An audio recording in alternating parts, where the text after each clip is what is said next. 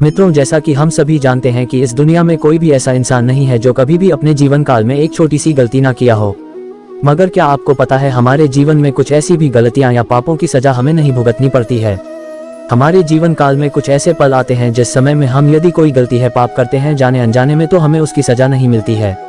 तो चलिए जानते हैं हमारे जीवन में ऐसी कौन का ऐसा समय आता है जो उस समय किए हुए पाप या गलतियों की सजा हमें नहीं भुगतनी पड़ती है। मनुष्य को किस उम्र तक उनके पापों की सजा नहीं मिलती है? मनुष्य को किस उम्र तक उनके पापों की सजा नहीं मिलती है? पौराणिक कथाओं के अनुसार एक समय में पृथ्वी पर एक मांडव नाम के ऋषि हुए। वह बहुत बड़े तपस्वी और धर्मात्मा थे।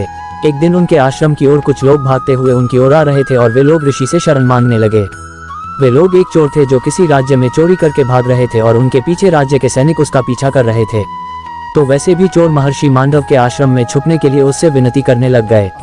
महर्षि को मालूम नहीं था कि यह लोग चोरी करके आ रहे हैं और यह सभी चोर है। महर्षि ने उनकी विनती सुनकर उसे छुपने के लिए उसे अपने आश्रम दे दिया। उसके बाद उस राज्य के सैनिक भी उस ऋषि के आश्रम तक आ पहुंची महर्षि के आश्रम को तलाशने लगे। लेकिन सभी चोर अपना लुटे हुए धन उसी आश्रम में छुपा कर भाग चुके थे और जब सैनिकों को वह लुटे हुए धन ऋषि का आश्रम से मिला तो उससे निकलो उस ऋषि को चोर का साथी मानकर राजा के दरबार में ले गया। तब सैनिकों ने राजा को सारी घटना बताया। उसके बाद राजा ने महर्षि को भी चोर मानकर सूली पर चढ़ाने की सजा सुनाई। जब महर्षि को सूली पर चढ़ाई गई तो उसकी मृत्यु नहीं हुई मगर उसे दर्द और पीड़ा सहनी पड़ी।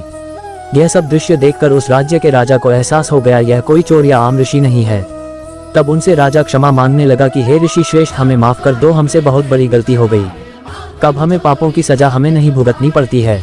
तब महर्षि ने कहा, हे राजा, हम तुम्हें तो माफ कर देंगे मगर उस धर्मराज को नहीं। इतना कहते ही वह महर्षि अपने तपोबल से यमलोक को प्रस्थान कर गए और वहां पहुंचकर उन्होंने यमराज से पूछा कि हे धर्मराज, हम अपने जीवन में कोई भी पाप नहीं किया, हम सदा परमात्मा के भक्ति धर्म आचरण करते जीवन व्यतीत किए हैं, फिर हमें जीवन में ऐसा कष्टदायक फल क्यों भोगना पड़ा।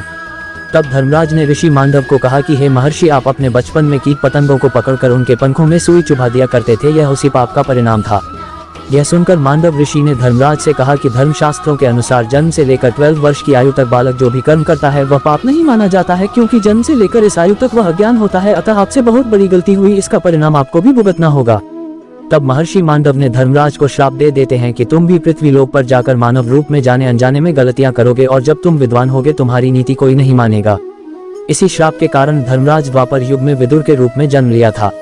तो दोस्तों, यही वजह है कि भगवान भी बाल्यापन में जाने अनजाने में किए हुए गलतियों को माफ कर देते हैं। तो दोस्तों, इस कथा से अब हमें तो यह तो समझ में आ कि जन्म से लेकर 12 वर्ष की आयु तक इंसान को किए हुए कर्मों का फल नहीं भोगना पड़ता है, क्योंकि वह बोध होने के कारण उसके सारे कर्म माफ हो जाते हैं और फिर जब धीरे धीरे उसके अंदर ज्ञान का प्रभाव होने लगता है तो फिर वह धर्म अधर्म कर्मों से परिचित होने लगता है।